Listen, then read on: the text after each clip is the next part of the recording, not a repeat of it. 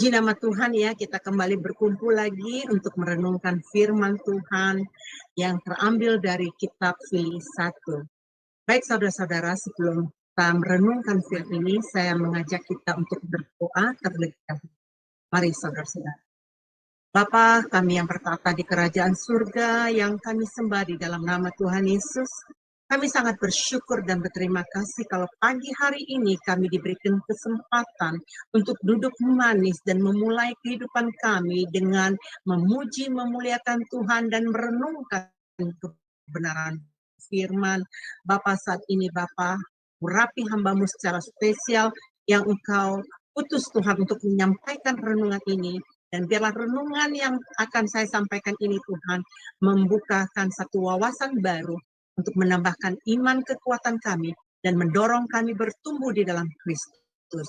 Bapa Surgawi, terima kasih. Hamba percaya di dalam nama Tuhan Yesus, berkat-Mu atas setiap kami yang mendengarkan juga, baik yang ada di room maupun yang ada di live chatting bersama-sama kami. Terima kasih Bapa, di dalam nama Tuhan Yesus kami berdoa mengucap syukur. Haleluya, amin. Amin. Bapak Ibu yang terkasih di dalam Tuhan, hari ini saya akan memberikan tema dari renungan kita ini adalah teladan. Ya, kenapa Bapak Ibu? Karena setelah saya mempelajari Filipi pasal 1 dan mempelajari latar belakang ini, akhirnya Tuhan memberikan ini dalam hati saya adalah mempelajari teladan dari Paulus ya Bapak Ibu. Nah, untuk memahami setiap kitab yang ditulis oleh Paulus ini terlebih dahulu ya, kita itu perlu mengerti latar belakang kitab Paulus. Pelayanan Paulus setelah ke Asia, dia ke Roma yang di daerah Makedonia. Ada nama kota Filipi. Nah, kota Filipi ini diambil dari nama seorang raja Makedonia. Siapa dia? Dia adalah ayah dari Alexander Agung. Nama raja ini diabadikan dan diberi nama Filipi. Itulah sebabnya kota Filipi ini disebut kota Filipi ya. Nah, kitab Filipi hanya terdiri dari 4 pasal dan nama pasal 4 ini ya. Pasal 4 ini hanya terdiri dari 4 pasal. Dan saya mau menjelaskan tentang garis besar dari kitab Filipi ini. Nah, kalau dari kitab Filipi 1 ya, tentang pengajaran sukacita dan segala situasi termasuk dalam penderitaan, Kristus sebagai pusat kehidupan orang Kristen dalam situasi apapun tetap bersukacita walaupun menderita. Nah, kalau Filipi 2 itu pengajaran tentang sukacita dalam melayani Tuhan. Nah, Kristus sebagai contoh bagi orang Kristen saat melayani tetaplah bersukacita. Nah, kalau di Filipi 3 itu mengenai tentang iman saudara-saudara. Kristus sebagai objek iman, hasrat, dan pengharapan. Nah, kalau Filipi 4 itu tentang hal sukacita dalam hal memberi, ya. Nah, bersukacita dalam hal memberi.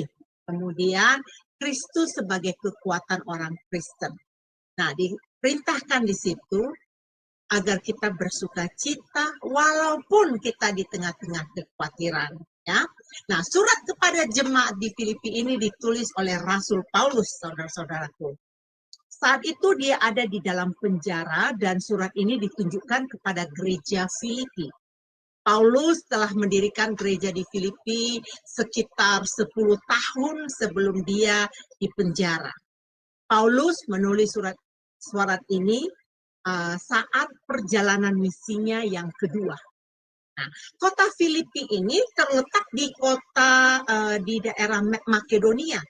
Dan jemaat Makedonia ini sangat terkenal dermawan. Ya, Paulus bersaksi bahwa jemaat Filipi berkali-kali ya membantu Paulus ya Bapak Ibu. Nanti sampai di Filipi 4 ya Bapak Ibu akan bisa mempelajari tentang bagaimana kehidupan orang Filipi ini yang penuh kasih dan hidup mereka penuh dengan dermawan ya. Nah, kalau di gereja Filipi ini ada seorang bernama Epaphroditus, ya. Nah, siapakah dia? Dia ini adalah pemimpin di gereja Filipi. Nah, saat jemaat di Filipi mendengar Paulus di penjara, mengirim Epaphroditus ini mengunjungi Paulus waktu dia di penjara. Untuk apa? Untuk membantu Paulus atas pelayanannya yang sedang di penjara dan untuk memenuhi segala kebutuhannya yang di penjara. Waktu itu Paulus di penjara di kota Roma, saudara-saudara. Nah, gereja Filipi ini mengirim hadiah kepada Paulus yang ada di penjara saat membaca kembali latar belakang kitab Filipi ini, ya saudara-saudaraku. Ada rasa haru yang lahir dari hidupku atas tokoh Paulus dan tokoh Epaphroditus ini. Saat Epaphroditus mengunjungi Paulus di Roma ketika Epaphroditus melayani bersama-sama Paulus. Nah, Epaphroditus ini karena sesuatu hal dia mengidap penyakit yang berbahaya dan hampir mati, saudara-saudara. Tapi puji nama Tuhan, Epaphroditus ini menerima kesembuhan ilahi. Dan Paulus mengirim Epaphroditus kembali ke Filipi untuk membawa surat ini ke gereja Filipi. Nah, perhatikan ini saudara-saudara. Alkitab ini mencatat saat Paulus menginjil di Filipi. Ada pelayanan KKR besar-besaran. Karena apa? Ada orang yang bertobat di sana. Pelayanan KKR itu kan untuk membangun jemaat, untuk memberitakan kebenaran supaya orang tuh datang kepada Kristus. Nah, Paulus itu menginjil Lydia dan kepala penjara beserta seisi rumahnya. Nah, ibu-ibu, bapak-bapak, saudara yang terkasih di dalam Tuhan mungkin bertanya, siapakah Lydia ini? Nah, Lydia ini adalah salah satu tokoh perempuan dalam Alkitab. Lydia ini berasal dari Tiatira.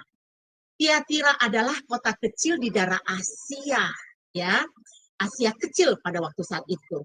Ia dikenal sebagai apa? Penjual kain ungu. Nah, perempuan ini adalah seorang penganut agama Yahudi. Nah, Lydia ini bertemu dengan Paulus dan Silas sedang memberikan pengajaran tentang Kristus di kota Filipi di benua Eropa. Yang mana awalnya kota tersebut belum mengenal Kristus dan belum mendapatkan pengajaran tentang Kristus. Pengajaran yang diberikan oleh Paulus ini menyadarkan dan dia bertobat, yang membuatnya memilih untuk menjadi umat percaya. Dan perempuan ini mengambil keputusan untuk dibaptis. Dan dibaptis bukan hanya dia, saudara-saudaraku, tapi berserta seisi rumahnya. Nah, tentunya pelayanan ini, pelayanan yang membuahkan hasil bagi Paulus. Nah, inilah penginjilan Paulus ya, sampai di kota Filipi gitu. Nah, beberapa tahun kemudian, di gereja Filipi ini berkembang cukup pesat. Yang diindikasikan jemaat Filipi ini sudah pelayanannya itu sudah baik ya. Jadi sudah ada penilik dan sudah ada jemaatnya, ada diakennya, ada penatuanya. Jadi udah terorganisasi dengan baik ya. Nah, surat Filipi juga membuat banyak hal tentang sukacita dan seruan untuk bersukacita. Paulus bersukacita karena Kristuslah yang diberitakan. Nah, baiknya juga kita ya, saudara-saudara, kita juga harus bersukacita. Karena apa? Kita memberitakan Kristus ya. Nah, kehidupan rohani orang di kota Filipi ini ditandai oleh sinkretisme, termasuk pemujaan terhadap Kaisar Julius, Kaisar Agustus, Kaisar Claudius, dan terhadap ilah-ilah Mesir. Saudara-saudaraku, Paulus ini mengingatkan mengingatkan jemaat Filipi untuk berhati-hati dengan orang-orang legalistik yang mencoba mengacaukan iman jemaat mula-mula. Karena bisa demikian, bisa menyesatkan ya. Kenapa? Karena apa? Bisa mencemarkan iman mereka. Ini dikarenakan mereka terikat pada apa? Pada hukum Taurat. Ya, ingat ya pelayanan waktu Paulus yang sebelumnya, baik yang ada di surat yang sebelumnya di Galatia, di Korintus itu ya, ada orang-orang Yahudi yang ingin mengalihkan pengajaran Injil yang sebenarnya, yang ingin mengajarkan hukum Taurat itu ya. Nah, karena ada golongan Yahudi tertentu yang secara gigih berusaha menekankan keselamatan melalui ketaatan kepada Taurat. Dan kita sudah tahu ya anak-anak Tuhan, bahwa keselamatan kita itu bukan karena hukum Taurat. Namun Paulus kembali menekankan bahwa keselamatan melalui iman di dalam Kristus. Ya, ini Paulus sangat tegas sekali menjelaskan kembali bahwa keselamatan kita itu melalui iman kepada Kristus, bukan karena kita melakukan hukum Taurat, teman-teman. Nah, Paulus memberi peringatan tegas terhadap pengajaran sesat dari pengajaran Yahudi ini. Ya, Paulus memperingati agar mereka untuk menjauhi orang Yahudi dengan pengajaran-pengajaran legalisme mereka. Paulus memberi solusi agar jemaat Filipi fokus mengikuti teladan Paulus yang membawa mereka pada pengajaran Injil yang benar. Nah, Paulus menekankan tentang suci yang artinya bersih dan bebas dari dosa. Orang yang percaya kepada Yesus akan disucikan, yakni dibebaskan dari kuasa dosa. Kesucian tersebut adalah buah dari pengorbanan dan kebangkitan Yesus yang mengalahkan maut.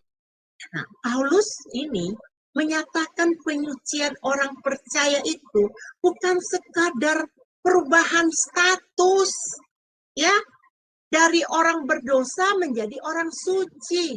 Kita dipanggil untuk bertanggung jawab.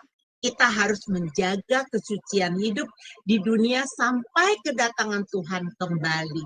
Secara spesifik, kewajiban kita menjaga kesucian itu terlihat dari kualitas kasih dan berdasarkan relasi pengenalan akan Tuhan.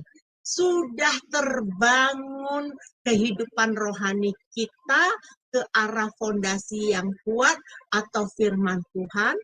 Apakah sudah terbangun? Ya, itu penting sekali. Kita mesti mencek, introspeksi.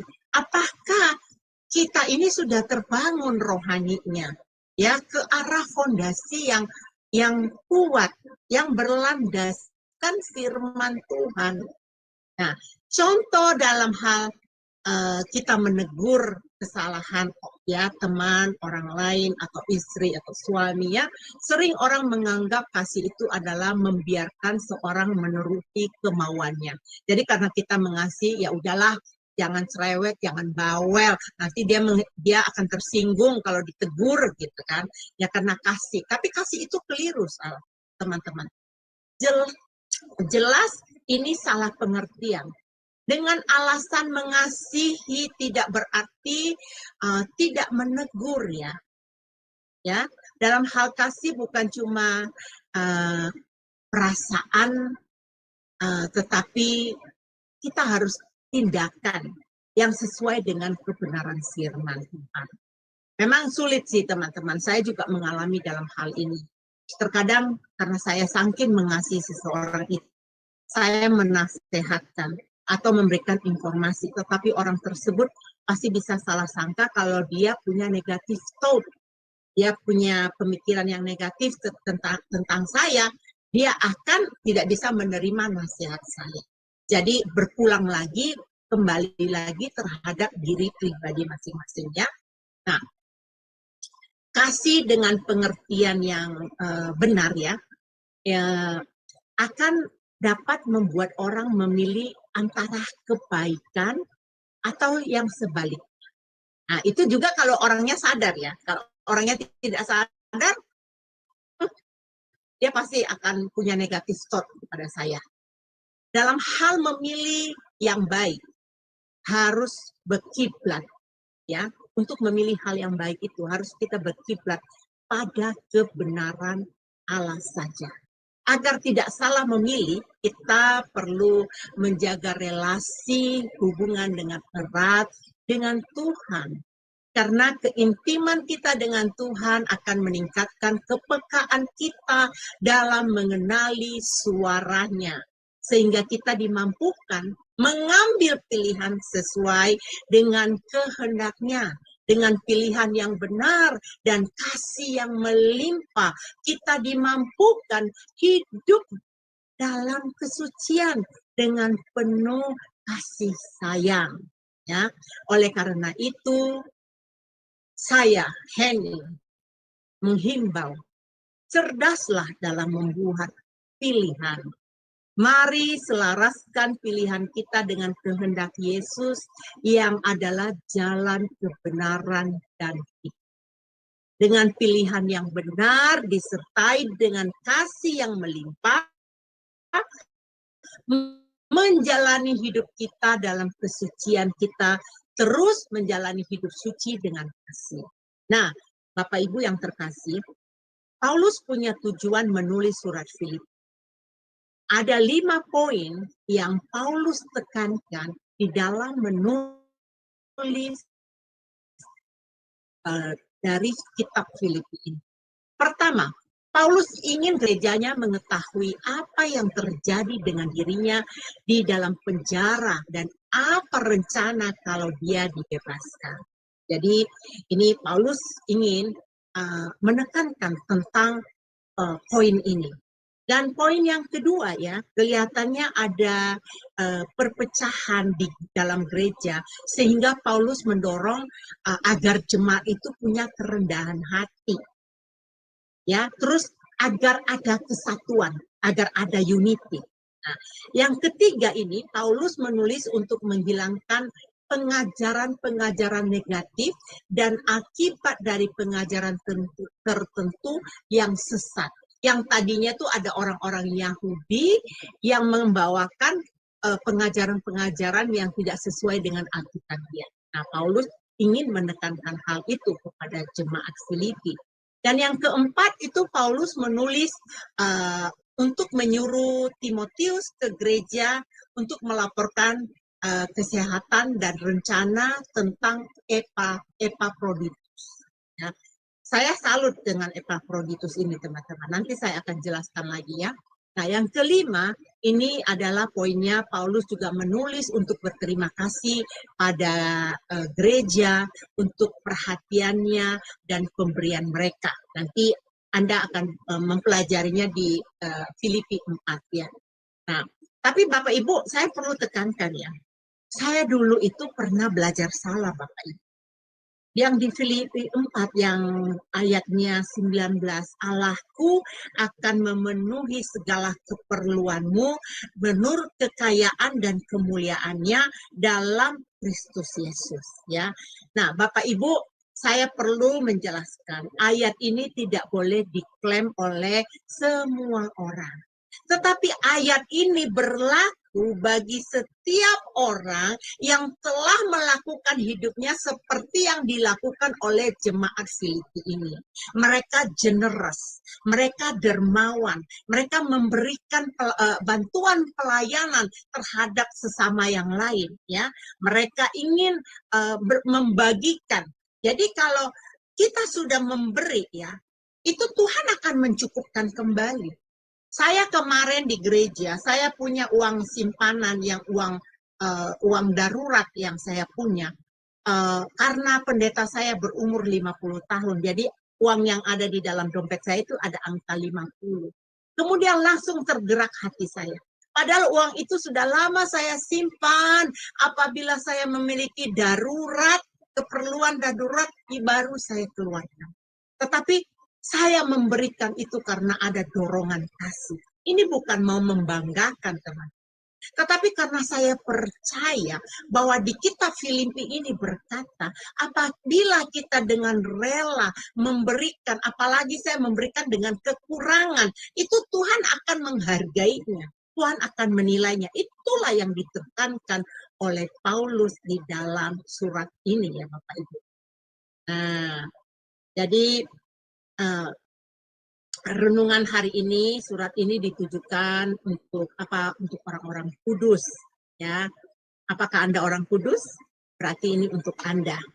Para penilik jemaat, para diaken, para penatua, para pendeta, ya. Ini surat Filipi ini untuk Anda. Ini berarti juga untuk orang-orang yang telah menyerahkan hidupnya dan mau mengikuti kebenaran firman.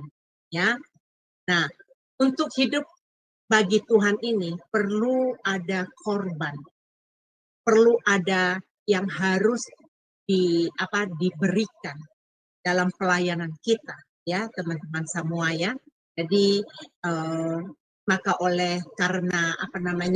karena saya baca di dalam surat Filipi ini ya, ini saya mendapatkan berkat yang banyak sekali, menimba segala kebenaran Tuhan yang baik ya, memampukan Paulus untuk menulis surat di Filipi ini. Nah, Bapak Ibu, saya ingin menekankan karena tema saya hari ini adalah teladan. Nah, saya ingin Bapak Ibu menjelaskan penguraian saya yang saya dapatkan, dan ini saya bagikan kepada ibu-ibu dan bapak-bapak sekalian ya. Apa teladan yang bisa kita pelajari dari Paulus? Banyak sekali, saudara-saudara. Tapi ada beberapa poin yang saya dapat, yang saya pelajari, dan ini saya mau sharekan kepada Bapak. Satu, itu pelayanan Paulus yang berorientasi ya, mencari jiwa-jiwa untuk diselamatkan. Nah, kita belajar dari Paulus, dia dipenjara karena dia menginjil. Jadi kalau ditanya kenapa ya Paulus dipenjara? Dia dipenjara karena dia menginjil, saudara-saudara. Ya, pelayanan Paulus ini melandaskan kasih.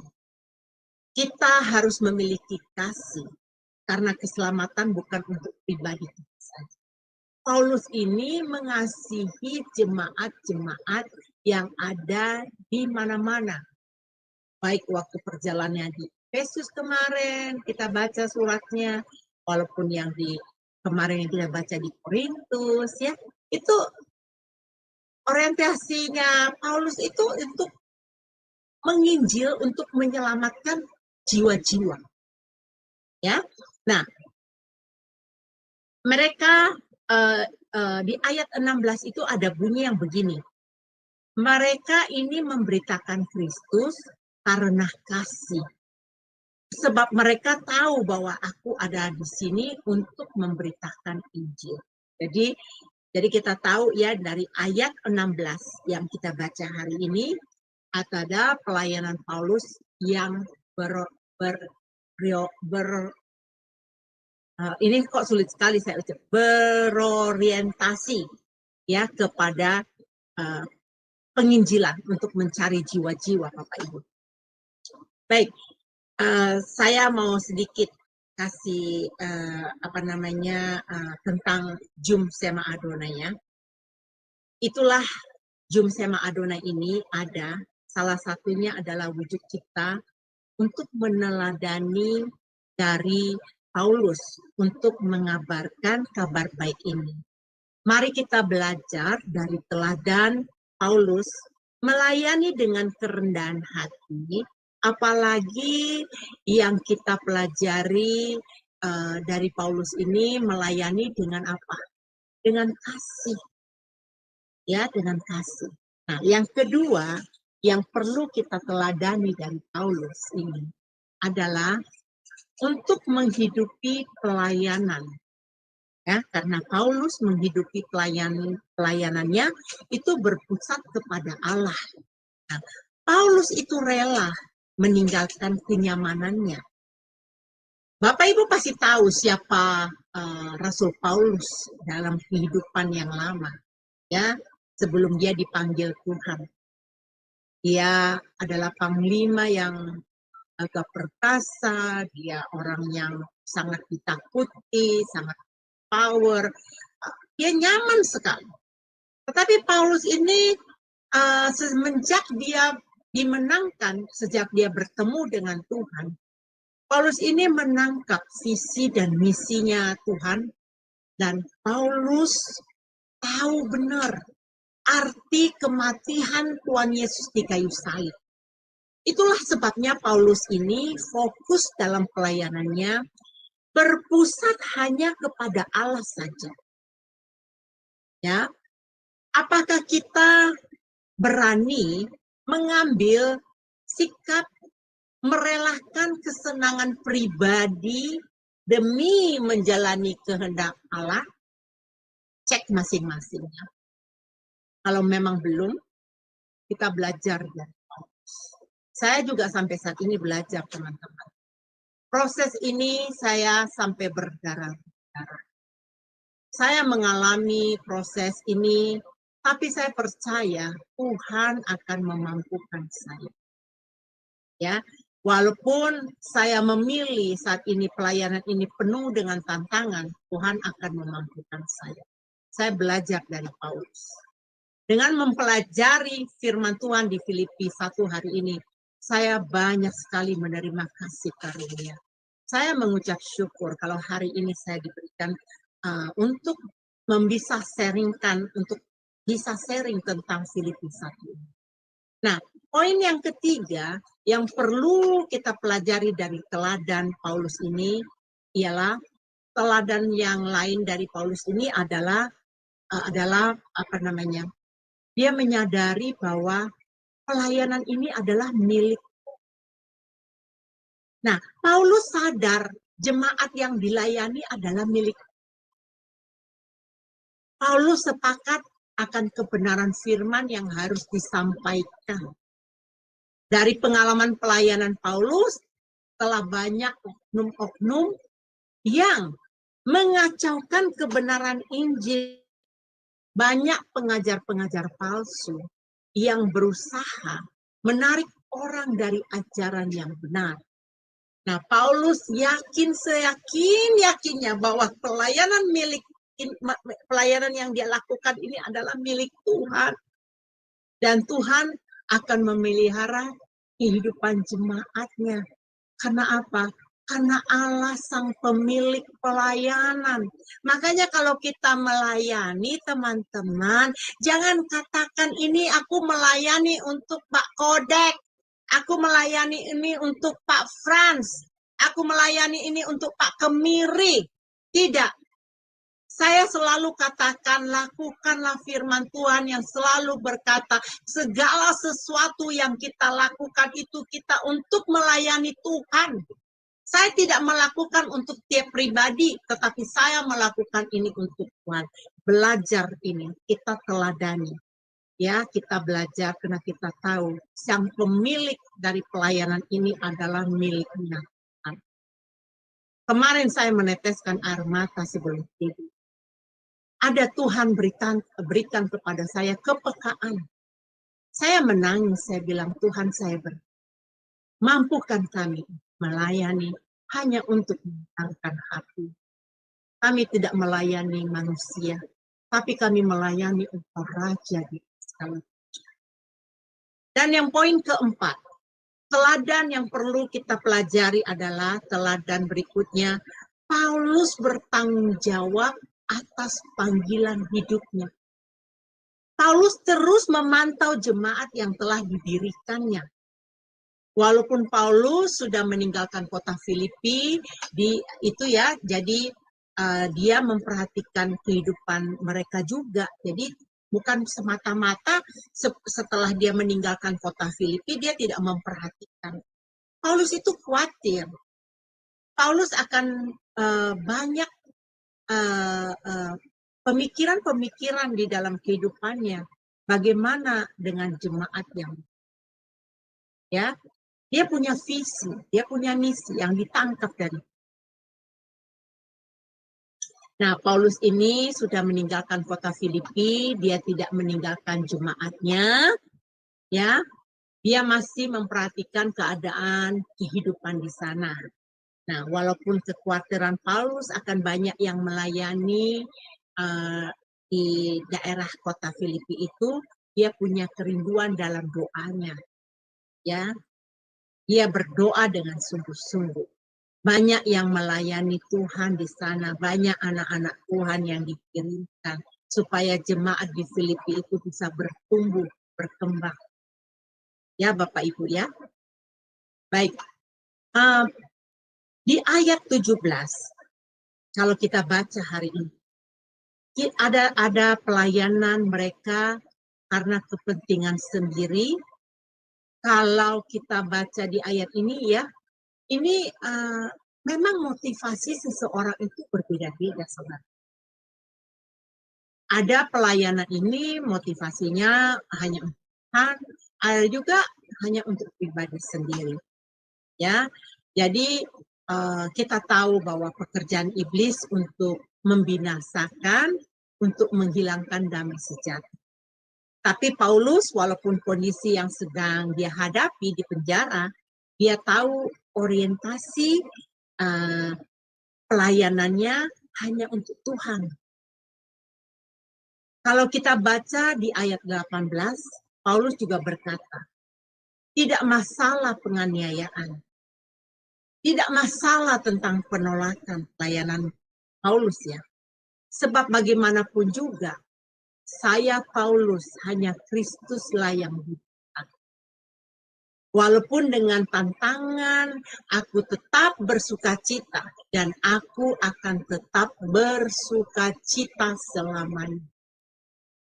Saya memperkatakan ini terhadap diri saya. Heni, ayo bersukacita. Tantangan apapun yang kamu hadapi, tetaplah bersukacita. Karena pelayanan ini bukan milikmu. Pelayanan ini adalah milik Tuhan. Apa mereka melakukan pelayanan ini? Mereka tidak melakukannya itu untuk kamu, tetapi dia melakukan ini untuk saya, anakku. Saya terbengah dan saya terbangun, saya bilang, Tuhan terima kasih. Saya sangat yakin dan percaya bahwa firman Tuhan yang diajarkan kepada kita, kita harus tahu bahwa kita ini hanya untuk menyenangkan hati Tuhan saja. Nah, mungkin saat ini banyak orang yang nggak sadar kalau engkau sedang ditumpangi oleh kuasa kegelapan, masuk dalam barisan pendemo. Kan tahu ya, orang pendemo itu kan masuk di dalam barisan pendemo. Apa kalau di Indonesia ya, memprotes ini, memprotes ono, itu termasuk di dalam barisan pendemo. Jangan mau teman-teman keluar dari barisan pendemo. Ya, jangan sampai terjadi demikian. Kita harus belajar dari Paulus untuk melayani dengan unity. Seperti di satu komunitas rohani, kita adalah kesatuan tubuh Kristus. Jangan pula kita mendirikan tembok-tembok. Jangan kita memisahkan diri kita.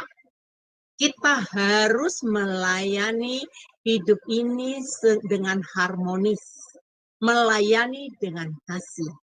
Bapak Ibu pernah kan lihat konser musik ya?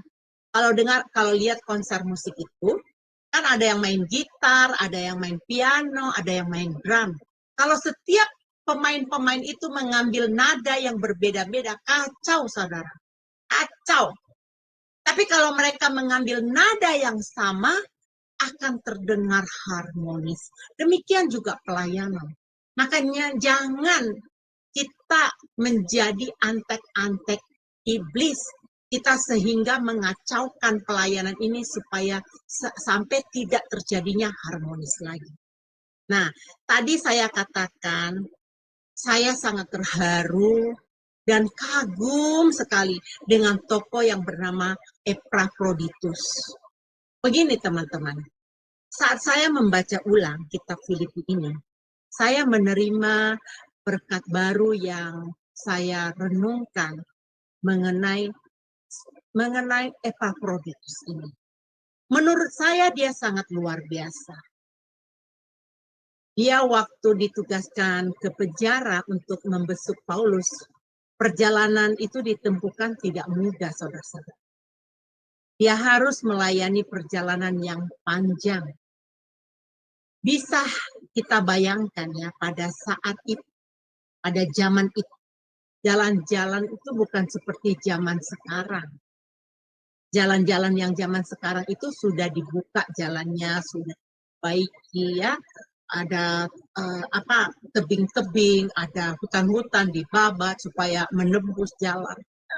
Saya membayangkan bagaimana pelayanan penginjil-penginjil juga yang di kampung-kampung, di desa-desa, mereka melayani. Saya bilang, wah ini kayak ya. Tapi saat itu saya membayangkan medan perang, pelayanan pasti membuat Epaphroditus ini tidak mudah untuk mencapai, untuk bertemu dengan Paulus yang saat itu ada di Roma, di kota Roma ini. Nah, Epaphroditus akhirnya sakit. Tapi apa yang dilakukan oleh Epaphroditus ini, dia tidak mau memberitahukan kepada jemaat Filipi agar mereka tidak merisaukan kehidupannya. Nah, dari kisah nyata pelayanan Epaphroditus ini, saya belajar banyak teladan. Saya nggak tahu Bapak Ibu setelah saya menceritakan ini, apakah Anda mendapatkan pelajaran dari yang bernama Epaphroditus ini. Dia melayani tanpa pamrih sampai dia sakit. Sakit pun dia nggak mau memberitakan kepada jemaat Filipi. Mari kita belajar teladan Paulus dalam pelayanannya. Pelayanan Kristen ini tidak terlepas dari tantangan dan polemik kehidupan. Paulus dipenjarakan karena memberitakan Injil. Tadi saya sudah kata, Paulus ini dipenjarakan karena dia memberitakan Injil. Apakah Paulus tidak tahu resikonya? Paulus tahu resikonya. Tapi pelayanannya ini yang di kota Filipi ini, sehingga Paulus bisa berkata, karena bagiku hidup adalah Kristus dan mati adalah. Tetapi jika aku harus hidup di dunia ini, itu berarti bagiku bekerja memberikan buah. Jadi teman-teman jangan sebutkan karena bagiku hidup adalah Kristus dan mati adalah keuntungan. Tunggu dulu. Ayat ini berlaku bagi orang yang sudah melayani seperti Paulus. Jangan klaim-klaim ayat. Lihat dulu peristiwanya. Lihat dulu kejadiannya. Apa? Ayat ini menceritakan apa? Karena perjalanan pelayanan Paulus yang penuh tantangan, ada resikonya, sehingga dia bisa berkata, karena bagiku hidup adalah Kristus, dan mati adalah keuntungan. Mari kita melayani dengan kasih, selama kita hidup untuk memberi buah. Jangan khawatir, saudara-saudara. Ada pertolongan Tuhan di dalam hidup kita. Kita diberi penolong. Penolong kita siapa? Yaitu Roh Kudus. Melalui teladan Paulus ini, kita bisa berkaca dan mengoreksi hidup kita dalam mengerjakan apa yang sedang Tuhan percayakan kepada kita. Agar kita menjadi pelayan Tuhan yang sejati, yang berorientasi, ya, mencari jiwa-jiwa yang terhilang. Pelayanan kita berpusat kepada Tuhan. Kita harus sadar bahwa pelayanan adalah milik Tuhan. Yang tadi saya katakan ya, kita melayani karena pelayanan ini adalah milik Tuhan. Dan kita menjaga kesatuan tubuh Kristus. Ada unity di dalam pelayanan. Penting kita belajar dari Paulus yang mengajak kita melayani dengan kasih. Bukan asal kasih saja, tapi dengan paket komplit, yaitu kasih mesra. Kita bisa baca di ayat 8 sampai ayat 11. Sebab Allah adalah saksiku, betapa aku dengan kasih mesra Kristus. Yesus merindukan kamu sekalian. Dan inilah doaku, kata Paulus. Semoga kasihmu makin melimpah dalam pengetahuan yang benar dan dalam segala macam pengertian. Sehingga kamu dapat memilih apa yang baik. Supaya kamu suci dan tak bercacat menjelang hari Kristus. Penuh dengan buah kebenaran yang dikerjakan oleh Yesus Kristus untuk memuliakan dan memuji Allah. Bapak Ibu, ada amin. Saya berdoa, semoga renungan hari ini menjamah setiap hidup tadi. Saya pribadi yang merenungkan firman Tuhan ini sangat dikasih karunia Tuhan, sehingga saya menerima kekuatan baru. Saya seperti diimun lagi sama Tuhan dalam setiap tantangan pelayanan yang saya hadapi. Tetapi selalu Tuhan ingat, anakku, pelayananmu, upahnya aku yang beri. Dan sampai saat ini, Tuhan mencukupi segala kebutuhanku menurut kekayaan dan kemuliaan. Karena apa, anak? Karena kita mau mengikuti apa yang Tuhan anjurkan di dalam. Saya berharap renungan hari ini memberkati. Mari kita berdoa. Bapa Sorgawi, terima kasih untuk renungan firman hari ini. Terima kasih juga Bapak, Engkau telah menjamah kehidupanku secara pribadi, dan hamba berdoa biarlah renungan hari ini juga menjamah setiap umat-Mu dimanapun mereka berada. Bapak, kalau surat-surat Paulus dulu, ia mengajarkan kepada jemaat-jemaat sebelumnya tentang peraturan-peraturan untuk beribadah, mengenai tentang karunia-karunia. Tetapi di jemaat Filipi ini Tuhan, Engkau mengajarkan kami untuk bersukacita di dalam pelayanan kami, di dalam tantangan pelayanan kami. Dan kami harus melihat bahwa pelayanan ini adalah milik-Mu. Dan ajar kami terus Bapa, agar kami melakukan ini hanya untuk kemuliaan nama. Bapa, ajar kami untuk tidak menyakiti. Ajar kami untuk mempermuliakan Engkau senantiasa. Ampuni segala dosa kami ya Bapa. Apabila kami melakukan kesalahan yang tidak berkenan padamu, ampuni kami ya Bapa. Dan ajar kami agar kami bisa meneladani sikap Paulus dalam melayani-Mu penuh tantangan. Tapi kami percaya oleh pertolongan Roh Kudus Engkau akan memampukan kami. Terima kasih Bapa Sorgawi, dan di dalam nama Yesus hamba mengucap syukur. Haleluya.